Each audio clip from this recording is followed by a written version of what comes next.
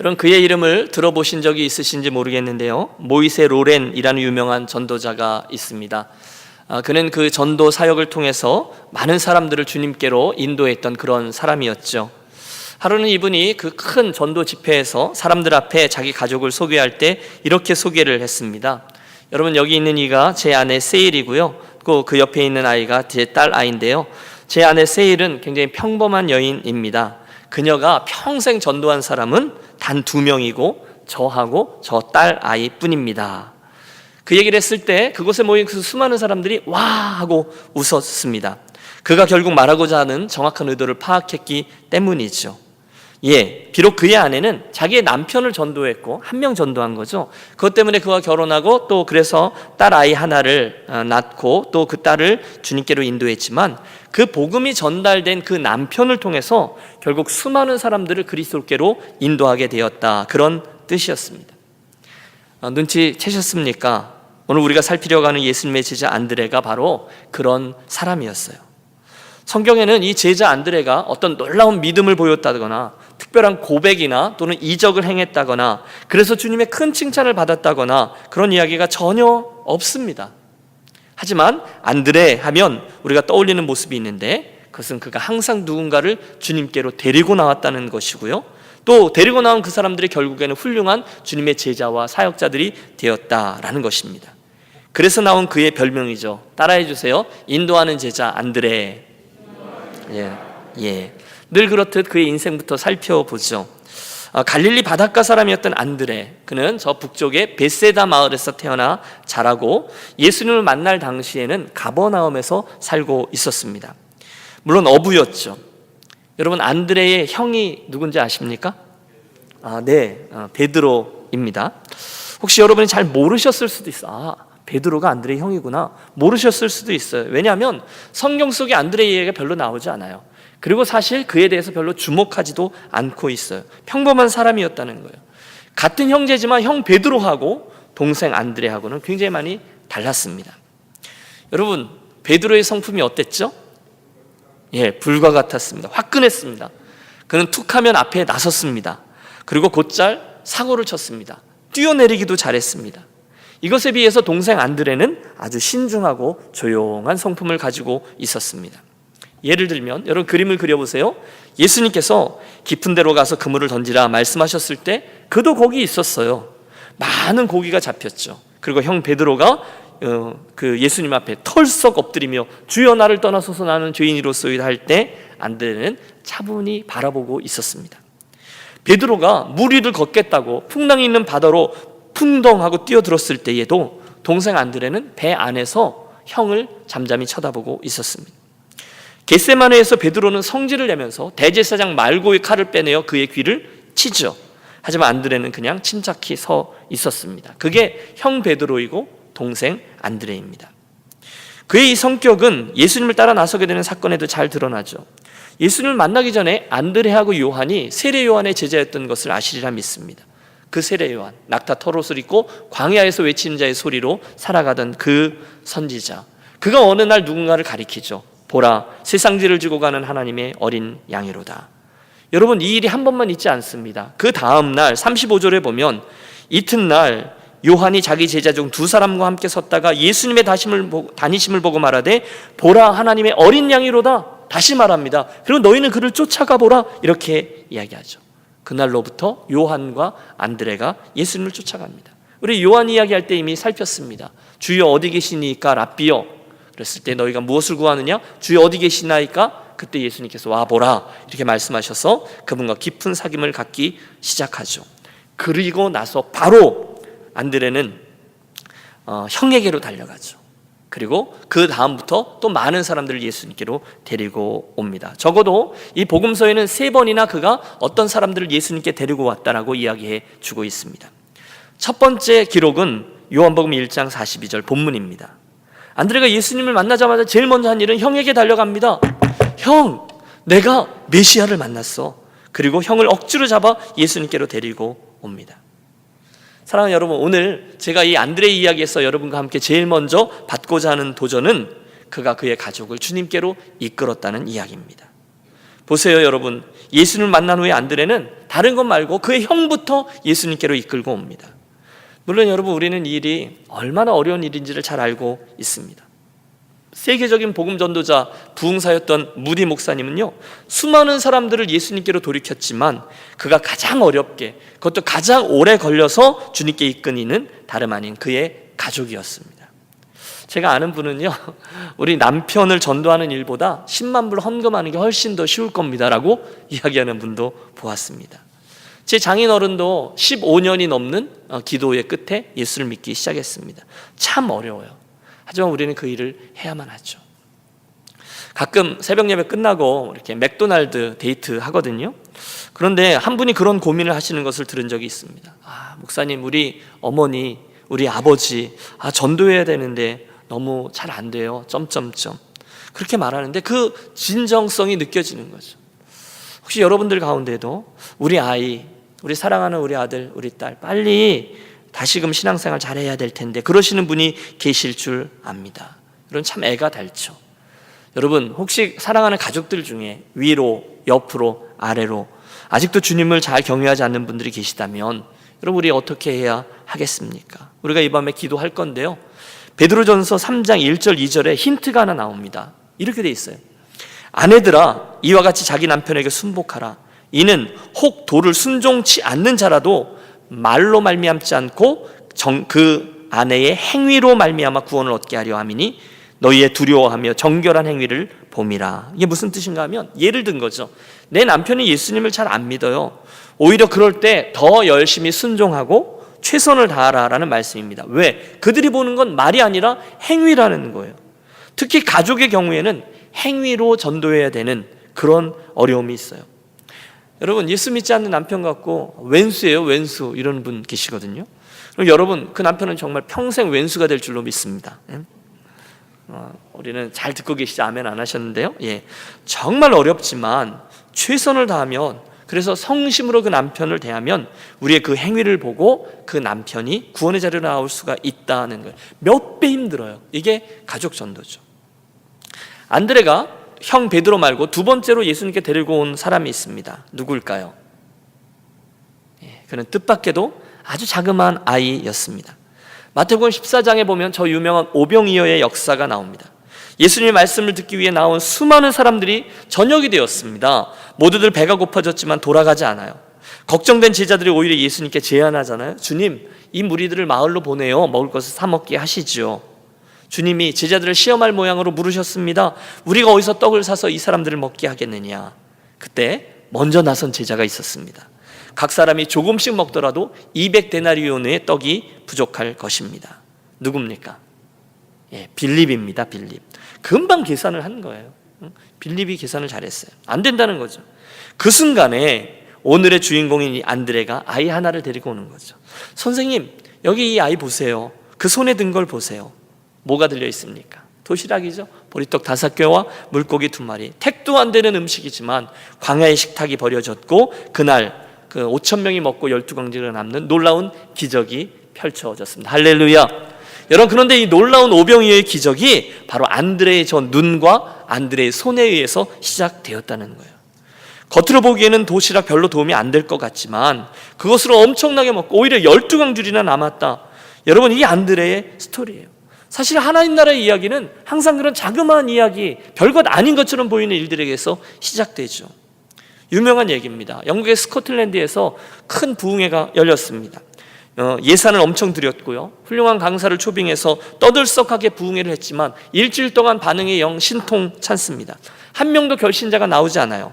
마침내 마지막 날 저녁에 강사가 오늘 예수를 제대로 믿고 헌신하기로 한 사람 앞으로 나오십시오 했지만 아무도 나오지 않습니다. 여러분, 강사가 얼마나 힘들었겠어요. 그런데 이 어색한 분위기를 깨고 저 뒤에서 조그만 아이 하나가 쫄래쫄래 앞으로 나아갑니다. 그리고 예수님을 영접하고 그를 위해서 기도해 줍니다. 초빙 강사는 기도는 했지만 실망합니다. 내가 일주일 동안 목이 터져라 이렇게 열심히 했는데 단지 어린 소년 한 명이 결신하다니. 그런데 여러분, 20년 후에 놀라운 일이 벌어지죠. 그날 예수님을 영접한 어린이가 바로 리빙스턴이었어요. 훗날 아프리카에 복음으로 뒤덮은 놀라운 빛의 사람이 된 것입니다. 이게 인도하는 일에 한 사람의 변화에 있는 능력인 거예요. 한 사람이 전도를 하러 다니다가 어느 날 구두 수선집에 들어갑니다. 초라한 행색의 남자 하나가 앉아 있습니다. 예수 믿으라고 전도했는데 뜻밖의 그 예수를 순순히 받아들입니다. 저가 누굽니까? 아까 말씀드린 지난 세기에 전 미국을 뒤흔들었던 D.L. 무디 목사님이었어요. 그러면 여러분 이렇게 적용해 보시죠. 우리 교회에 있는 그 어떤 분이라도 결코 가볍게 대하지 마시기를 부탁합니다. 제가 종종 말씀드리잖아요. 여러분 사람을 외모로 판단하지 마세요. 그러는데 우리가 외모로 볼 때 아무리 작은 사람, 별 볼 일 없어 보이는 소자, 또 가능성이 없어 보이는 사람처럼 보이지만 그가 하나님 앞에서 얼마나 존귀한 자요, 얼마나 큰 가능성을 가지고 있는지 아무도 알 수 없습니다. 그가 리빙스턴과 같은 사람이 될지 무디와 같은 사람이 될지 아무도 알 수 없어요. 교회뿐이 아닙니다. 여러분께서 매일매일 삶의 현장에서 일터에서 만나시는 분들 가운데 아직 예수를 모르는 분들을 여러분 외모로, 그가 하는 일로, 그의 행색으로 미루어 판단하지 마시고 하나님의 시선으로 바라보십시오. 그가 하나님의 필요한 사람인지 아닌지, 구원을 받아야 되는 사람인지 구원 이미 받은 사람인지 그걸로 판단하시기를 바라요. 그날 안드레는요 자그마한 어린아이를 데리고 나왔지만 하나님이 그를 통하여 뜻밖의 엄청난 역사를 이루어 주셨어요. 여러분 이 놀라운 일이 저와 여러분과 우리 교회 공동체의 스토리가 되기를 축원합니다. 또 있습니다. 세 번째, 안드레는 이방인들도 주님께로 데리고 왔습니다. 십자가에 못 박히시기 며칠 전 주님의 소문은 이미 원근 각처에 퍼져 있었습니다. 그래서였겠죠. 어느 날 헬라 사람들 몇 명이 주님을 찾아옵니다. 당시 유대인들이 이방인을 어떻게 생각했는지 여러분 잘 아시죠? 유대인 남자들은 아침에 일어날 때마다 세 가지 감사 기도를 드렸어요. 주님, 저로 하여금 저 짐승으로 태어나지 않게 해주셔서 감사합니다. 주님, 저로 하여금 이방인으로 태어나지 않게 해서 감사합니다. 주님, 저로 하여금 여인으로 태어나지 않게 해주셔서 감사합니다. 여러분 제가 드린 기도가 아니라 유대인들이 그랬다 이 얘기예요. 그 정도로 그들은 이방인과 짐승들을 같은 부류로 생각할 정도였어요. 그런데 그 이방인들 중에 진리의 목이 말랐던 사람들이 있었던 거죠. 훌륭한 랍비가 나타났다고 하니 예수 선생님께 나아온 거예요. 그들이 제일 먼저 누구에게 찾아갔는지 아십니까? 헬라식 이름을 가진 빌립에게 찾아갑니다. 우리가 예수를 뵙고자 하나이다. 빌립이 어쩔 줄 몰라 합니다. 그러다가 안드레에게 먼저 데리고 갑니다. 그게 신의 한 수였죠. 혹시 빌립이 그 순간에 그들을 베드로나 또는 야고보에게 데리고 갔었으면 대번에 안 돼, 예수님이 그럴 리가 없어, 그런 대답을 들을 게 틀림없어요. 그런데 다행히 누구에게 데려가요? 안드레에게 데려가요. 안드레가 누굽니까? 인도하는 제자거든요. 결국 저가 그들을 예수님께로 인도합니다. 이상의 세 가지가 안드레에 대한 성경의 기록입니다. 시간이 흘러요. 예수님의 십자가 사건, 부활 사건, 승천 사건, 그리고 오순절날 성령 강림 사건이 있었고 제자들이 변화됩니다. 그때 안드레도 똑같이 변화됩니다. 그도 성령의 사람이 되어집니다. 예루살렘 교회 지도자가 되었습니다. 전해오는 교회사에 의하면 야사입니다. 그는 그리스라는 지역을 다스리는 총독의 아내와 또 동생에게 복음을 증거하고 그 때문에 붙잡혀 순교를 당하게 되죠. 그 총독은 이런 십자가가 아니라 옆으로 세워진 X자형의 십자가를 만들어서 안드레를 붙들어 매면서 마지막으로 이렇게 권했답니다. 그대는 지금이라도 예수의 신앙을 포기하고 목숨을 보존하라. 그때 안드레가 대답합니다. 총독이요, 그대는 그대의 영혼을 잃지 마시오. 그는 생의 마지막 순간까지 예수를 증거하다가 생을 마감하게 돼요. 이게 이제 성경에 기록된 안드레 스토리의 전부입니다. 자, 우리는 오늘 예수님의 제자들 가운데 7번째 제자인 안드레의 인생을 살폈습니다. 두 번째 작업이죠. 그 이야기들이 오늘 저와 여러분에게 무슨 도전을 줍니까? 무슨 은혜를 붙듭니까? 우리가 무엇을 배울 수 있습니까? 첫 번째는요, 그의 삶은 아까 우리가 잠깐 언급했듯이 가족 구원의 문제를 말해줍니다. 가족 전도에 대한 도전이죠. 여러분 다시 한번 여쭙니다. 혹시 여러분의 가족들 중에 아직 예수님을 믿지 않는 분이 계시다면 사랑하는 여러분, 그분들께 더 잘 하시기를 우선 권합니다. 그분들을 위해서 더 기도하십시오. 하루 이틀, 한 달, 1년, 2년, 여러분 이 기도가 쉽지 않습니다. 그러나 포기하지 않고 우리 계속해서 기도하기로 하겠습니다. 한 달 기도하시고, 2달 기도하시고, 1년, 아니 포기하지 말고 10년, 하나님께서 우리들의 기도를 들으실 때까지 꼭 기도하시는 겁니다. 여러분 기도하십시오. 그분을 위해서 기도하십시오. 여러분 자녀를 위해서 기도하십시오. 그리고 사랑도 베푸십시오. 가족들에게 혹시 절대로 인색하지 마십시오. 특별히 예수 안 믿는 분들에게는 여러분 최선을 다해서 후하게 대하십시오. 여러분이 기도하고 있다는 것을 알려주십시오. 제 어릴 때 기억에 저희 어머님이 어느 날 저를 데리고 버스를 타고 안양이라는 곳에 한 두세 번 갈아타고 갔어요. 어머님의 조카분들이 예수를 안 믿었던 거죠. 그리고 그들에게 저를 데리고 같이 가서 하루를 머물면서 간곡하게 그들에게 예수님을 전하는 게 제 머릿속에 각인되어 있습니다. 그때 제 어머님의 그 간절한 모습이 바로 이날 이 안드레의 모습이 아닌가 생각합니다. 기억하십시오. 안드레는요 가장 먼저 그의 형제 베드로를 잊지 않았습니다. 오늘 우리에게 주는 도전이에요. 또 안드레의 삶은 저와 여러분에게 한 영혼의 소중함에 대해서도 외치고 있습니다. 따라해 주십시오. 한 영혼의 소중함. 예, 예수님이 말씀하셨잖아요. 천하보다 귀한 것이 한 영혼이다, 이렇게 말씀하셨고요. 그 영혼이 주께로 돌아오면 천국에서는 의인 여러 사람을 인하여 기뻐하는 것보다 더 기뻐한다라고 말씀하셨습니다. 사랑하는 여러분, 그러므로 여러분 우리 교회 공동체 한번 돌이켜 보십시오. 혹시 우리 교회 공동체 안에 연약한 분을 떠올려 보십시오. 그분이 다시금 믿음으로 굳게 서는 것을 위해서 수고를 아끼지 않는 저와 여러분이 되시기를 권합니다. 여러분 낙심해서 떠나 있는 분이 있으시죠? 여러분 주변에 제가 모르는 분이 있을 수 있어요. 그분이 기억나시거든. 오늘 이 밤에 우리 그분을 위해서 사랑으로 함께 기도하겠습니다. 그리고 사랑으로 권면하겠습니다. 우리 다시 시작하자. 내가 함께 가줄게. 힘내자. 여러분 그들을 향한 저와 여러분의 사랑을 보시고 그들을 향한 저와 여러분의 간절한 기도를 보시고 주님 그들을 다시금 당신의 품으로 강권하여 불러주실 줄로 믿습니다. 여러분 이 기도는 우리가 떼쓰면서 하자고요. 강청하는 기도를 하자는 거예요. 또 같은 이유로요, 믿음이 연약한 이들 그 작은 소자 하나를 대할 때 여러분 결코 소홀히 하지 마시기 바라요. 내 기분대로 하지 마세요. 저와 여러분은 예수님으로 인해서 이미 정과 욕심을 십자가에 못 박은 사람이잖아요. 우리는 나는 덜 죽었어, 더 박아야 돼. 아니요, 여러분 속지 마세요. 우리는 이미 못 박은 사람이에요. 예수와 함께 십자가에 못 박은 사람이에요. 그렇다면 내 성질대로 하는 게 아니죠. 예수님의 마음으로 하는 거죠. 요즘 우리 안수 집사님들이 화요일 저녁마다 이제 모여서 성경 공부하고 책 읽고 뭐 큐티하고 뭐 그럽니다. 여러분 열심히들 하세요. 평상시 안 하다가 하시는데 힘들지만 그렇게 열심히 하는 게 참 기쁩니다. 여러분 그분들 좀 격려해 주시길 바랍니다. 근데 이제 드리는 말씀은 성경 공부 교재 중에 어떤 목사님 한 분의 간증이 이렇게 스토리가 담겨 있습니다. 이분이 초등학교 때 교회를 열심히 다니셨대요.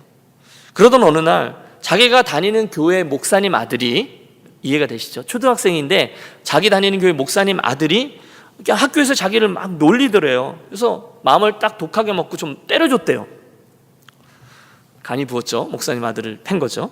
근데 문제는 그 다음날 그 아이의 엄마가 학교를 찾아온 거예요. 누구예요? 목사님 사모님이 학교를 찾아와서 학교에 소동을 벌이면서 너무 속상하니까 그 아이한테, 자기한테 그랬다는 거예요. 너 다시 교회 나오지 마, 그랬다는 거예요. 그 순간 이 어린 소자의 머릿속에 교회에서 가르쳐주는 건 다 가짜다, 이런 생각이 확 다가왔다는 거죠.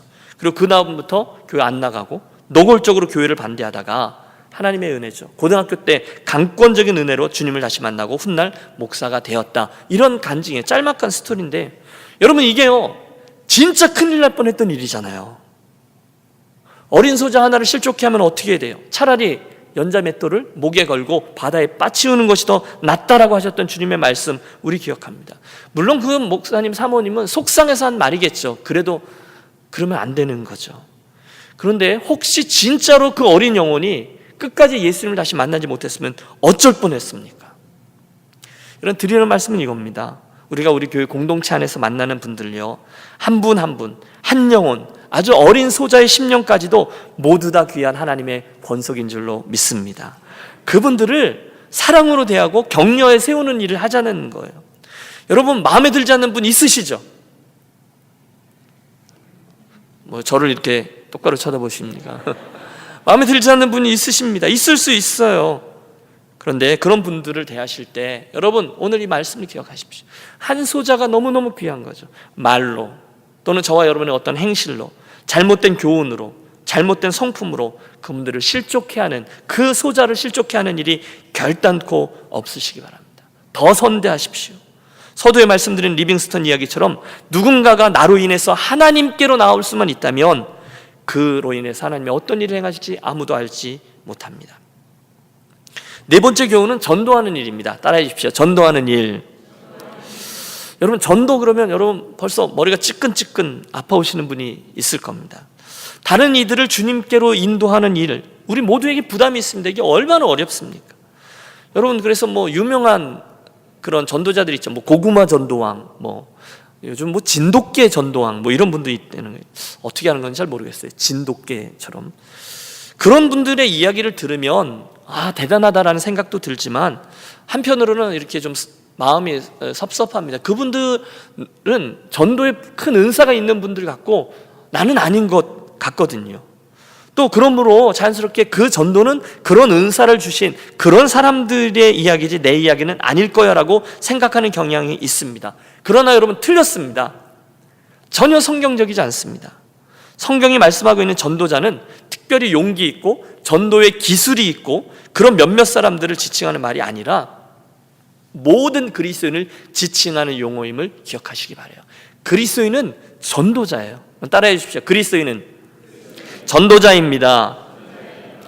그리스도인 이거로 전도자라는 거예요. 여러분, 디모데 후서 4장에 보면 사도 바울이 이렇게 우리에게 권면합니다. 너는 말씀을 전파하라. 때를 얻든지 못 얻든지 항상 힘쓰라. 여러분, 이 이야기는 우리 모두에게 주신 말씀입니다. 예수님이 승천하시기 직전에 모든 그리스도인에게 주셨던 말씀 기억하죠. 오직 성령이 너희에게 임하시면, 할렐루야. 여러분, 성령이 여러분에게 임하셨어요. 저와 여러분은 예수님을 주로 고백해요. 저와 여러분을 하나님을 아버지로 고백해요. 저와 여러분은 그분의 소원을 품어요. 저와 여러분은 마음속에 죄를 지면 성령을 근심케 하면 우리가 깨닫는 바가 있어요. 성령이 우리들에게 임하여 있는 거예요. 그러면 너희가 권능을 받고 예루살렘과 사마리아와 온 유대와 사마리아 땅끝까지 이르러 내 증인이 되리라 말씀하셨어요.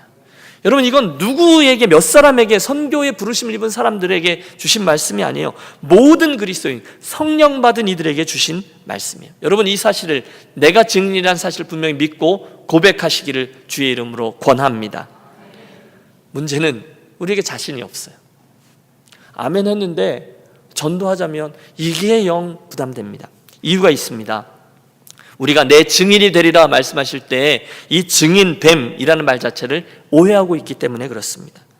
여러분, 잘 들으십시오. 우리가 증인이 되는 것은 저와 여러분이 유창한 말과 논리로 머릿속을 쫙 무장하고 성경 귀절들을 이런 상황에서는 이런 말씀, 저 상황에서 저런 말씀 준비해서 믿지 않는 사람을 만나면 말싸움을 시작해서 이겨서 그분을 무릎 꿇려서 교회로 데리고 와서 등록시키는 것까지가 증인됨의 의미가 아닙니다. 여러분, 자유하십시오. 다행이죠? 대신에 증인들이라는 것은 내가 보고 들은 것을 말해주는 것이 증인입니다. 오늘 낮에 설렁탕 먹었는데 그 집 깍두기 기가 막히더라. 여기까지가 증인됨입니다. 여러분, 이해가 되신 거죠? 제가 너무 유치찬란한 예를 들었나요? 증인됨은요, 내가 보고 느낀 걸 전하는 거야. 나 예수 믿는데 너무 좋아.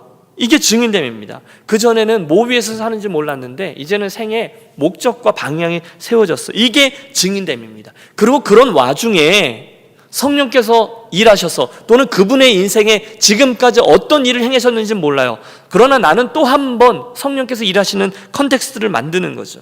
성령께서 일하셔서 도전도 되게 하시고 그날 밤에 그의 영혼에 불안함도 생기게 하시고 너 우리 이번 주에 우리 윤혁교회 한번 와봐 11시야 라는 말이 생각나게 해서 한번 가볼까라는 생각도 들게 되고 그 중간에 무슨 일이 일어날지는 몰라요. 그러나 거기까지만이 제 책임이라는 거예요. 증인됨, 예수 믿으면 천국 갑니다. 이게 증인됨이라는 거예요.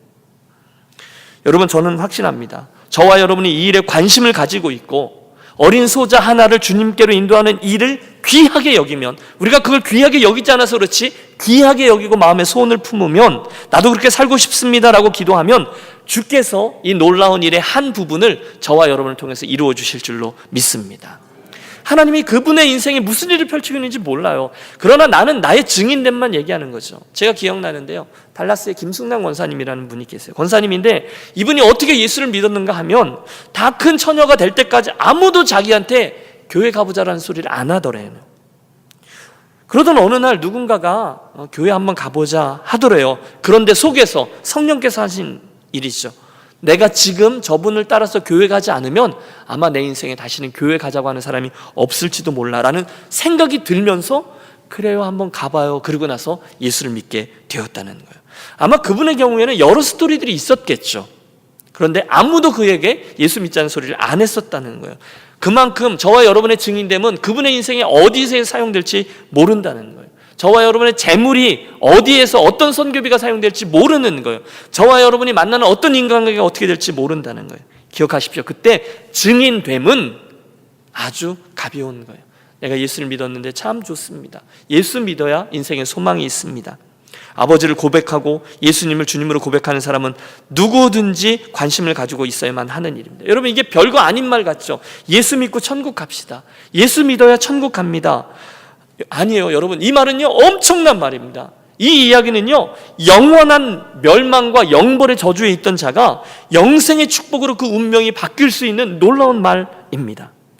여러분의 그 가족의 운명이요, 여러분께서 매일 만나는 그 일터의 그 사람의 운명이요, 여러분께서 뜻하지 않게 오랜만에 만난 그 사람의 운명이요. 놀라운 것은요, 그때 저와 여러분이 증인됨을 실천하면, 예수 믿으세요, 그때 주께서 저에게 여러분에게 해주신 놀라운 약속이 실제가 된다는 거예요. 그 컨텍스트에서 주어진 말씀임을 아세요? 볼지어다 내가 세상 끝날까지 너희와 항상 함께 있으리라. 여러분, 이 말씀이 어디에 주어졌어요? 바로 앞에 나오는 너희가 내 증인이 되리라 할 때 나온 말씀이에요. 증인이 되어지는 일을 할 때 그 컨텍스트에서 예수께서 나와 항상 함께 계셔 주신다라는 말씀이 주어졌다는 거죠. 이 전도의 컨텍스트예요. 마지막입니다. 안드레의 인생을 우리가 정리해 볼 때 우리는 그의 넉넉한 인품도 보게 됩니다. 여러분, 잘 들어보세요. 지금 예수님의 수제자들이라고 불리는 사람이 누구죠? 베드로, 요한, 야고보. 예. 우리 장로님 이번에 성경 퀴즈대회 강력한 우승 후보신데 그대로 이렇게 말씀해 주셨어요. 베드로, 야고보, 요한, 이 세 명이 예수님의 수제자예요. 그런데 여러분, 잘 들어보시면 뭔가가 느껴지지 않습니까? 이 세 명은요, 안드레보다 예수님께 늦게 나온 사람들이에요. 안드레가 더 선배예요. 그런데 자기의 형제들이고 동료들이었고, 자기 때문에, 형 같은 경우는 자기 때문에 예수님께 나온 제자인데, 어찌 보면 안드레는 그들보다 훨씬 더 덜 주목받고 또 덜 특별 취급을 받고 있어요. 여러분, 어떻게 생각하세요? 아니, 여러분이 그 입장이면 어떻게 반응하시겠습니까? 여러분, 생각해 보십시오. 예수님께서 그 영광스러운 모습으로 변화산에서 변화되실 때 그 영광스러운 모습 안드레는 못 봤습니다. 겟세마네 동산에서 기도하실 때에 그는 그들과 함께 올라가지 못했습니다. 예수님이 야이로의 딸을, 죽은 딸을 고치실 때, 다시 살리실 때 그는 그 방에 들어가지 못했습니다. 베드로, 요한, 야고보는 들어갔는데 그는 못 들어갔어요. 혹시 이런 일들이 반복될 때 안드레의 마음속에 시기와 질투와 상처가 생기지는 않았을까요? 혹시 우리들 가운데 누구처럼 시샘 때문에 머리를 꽁꽁 동여매고 자리에 눕지는 않았을까요? 이건 불공평하지, 예수님이 그러시면 안 되지, 토라지진 않습니까? 그런데 여러분, 우리가 안드레에게서 배우는 마지막 포인트가 이겁니다. 그 순간에 안드레는 그래도 괜찮아 하면서 끝까지 그들을 격려하여 밀어주고 주님을 만나게 해주고 천거하는 일을 계속합니다. 사랑하는 여러분, 저는 안드레의 이 선한 모습이 저와 여러분에게 이 밤에 선한 도전이 되시기를 기대합니다. 여러분, 우리가 주님을 섬기다 보면 남이 몰라줄 때가 훨씬 더 많습니다. 그렇죠? 때로는 나보다 다른 사람이 더 주목받을 때가 있습니다. 때로는 나보다 더 우리 교회에 늦게 나온 사람인데 나보다 먼저 임직자로 세워지는 경우도 봅니다.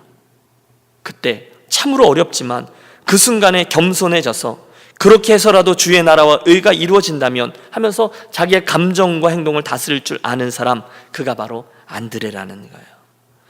여러분, 엄밀히 말해서 하나님의 나라의 공동체는 베드로 같은 사람은 한 명만 있으면 됩니다.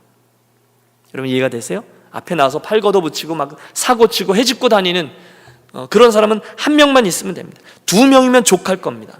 그런데 오히려 하나님의 나라에는 안드레와 같은 인물들이 훨씬 더 많아요. 잘 드러나지 않지만 그 일이 되도록 은밀히 돕는 그런 일꾼들이 훨씬 더 많이 필요합니다. 저는 확신합니다. 그들의 상급이 베드로의 상급보다 훨씬 더 클 것입니다. 드러내지 않고 은밀히 행해서 은밀히 섬기는 일들, 천국의 상급이 훨씬 커요. 나를 드러내지 아니하고 다른 이들이 빛나게 하도록 돕는 이들이 참으로 아름다운 안드레들인 거죠. 여러분, 솔직히 안드레라고 예수님의 수제자 3명 안에 들어가는 것을 왜 원하지 않았겠어요? 안드레라고 해서 왜 높은 자리에 올라가는 것을 원치 않았겠어요? 왜 자기가 그 커뮤니티에 들어가지 못해서 섭섭한 감정이 없었겠어요? 그러나 그는 둘째 자리에 앉는 겸손으로 그 삶에 끝까지 보여주고 있습니다. 그리고 그 자리에서도 주님을 섬길 수 있는 일에, 주님의 제자된 일을 기쁨으로 여겨 끝까지 충성되게 신실하게 걸어갔습니다. 진짜 제자죠. 제가 볼 땐 그의 신앙이 더 깊은 신앙인이었다는 거예요. 천국에서 주님께서 그에게 더 큰 보상으로 함께해 주셨을 줄로 믿습니다. 여러분, 오늘날 예수를 믿는다 할지라도 우리가 얼마나 엉뚱한 것들을 꿈꾸며 달려가고 있습니까? 그러다가 자기의 기대가 차지 않으면 죄송합니다만 이것들이 나를 어떻게 이렇게 대우해? 얼마나 섭섭해합니까? 얼마나 불만을 토로합니까? 그런데 그러면 안 되는 거죠. 성경에 나오는 예수님의 겸손, 제자들을 따라하는 거죠. 특별히 이 안드레처럼 사람들의 처우나 행동과 상관없이 겸손합니다. 사랑하는 유년 가족 여러분, 오늘 이 안드레와 같은 겸손한 신앙의 태도가 저와 여러분의 인생에 있게 되시기를 기도합니다. 사실 베드로와 같이 이 무대의 전면에 나서서 앞에서 활약하는 영웅들, 사실 성경에 보면 그렇게 많지 않아요. 그러나 그들 뒤에, 저 무대 뒤에 있는 영웅들이 많이 있어요. 안드레와 같은 사람이죠. 바나바와 같은 사람이죠. 누가와 같은 사람이죠. 그들이 없었다면 베드로의 활약은 없었을 것입니다. 바랍니다. 여러분, 단순하게 적용해 보시죠. 우리 교회에서 베드로 같은 사람은 누굴까요? 앞에 많이 서는 이 김 목사가 될 수도 있고, 또 우리 교회 식구들 가운데 장로님 중에 누가 될 수도 있을 겁니다. 그분들은 또는 저는 하는 일들마다 대부분은 드러나게 되어 있어요. 하지만 진정한 하나님 나라의 영웅은 그렇게 드러나지 않아도 무대 뒤에서 묵묵하게 중요한 일들을 감당해내는 분들입니다. 그리고 놀라운 것은 주님께서는 그 무대 뒤에 있는 영웅들 한 사람 한 사람을 다 기억하신다는 거예요. 그리고 더 큰 보상으로 은밀함 중에 신실하게 행한 이들을 하나 다 보상해 주신다는 거죠. 바로 그런 멋진 영웅들, 그런 안드레와 같은 신앙의 영웅들이 많아지는 우리 유년교회가 되시기를 주님의 이름으로 축원합니다.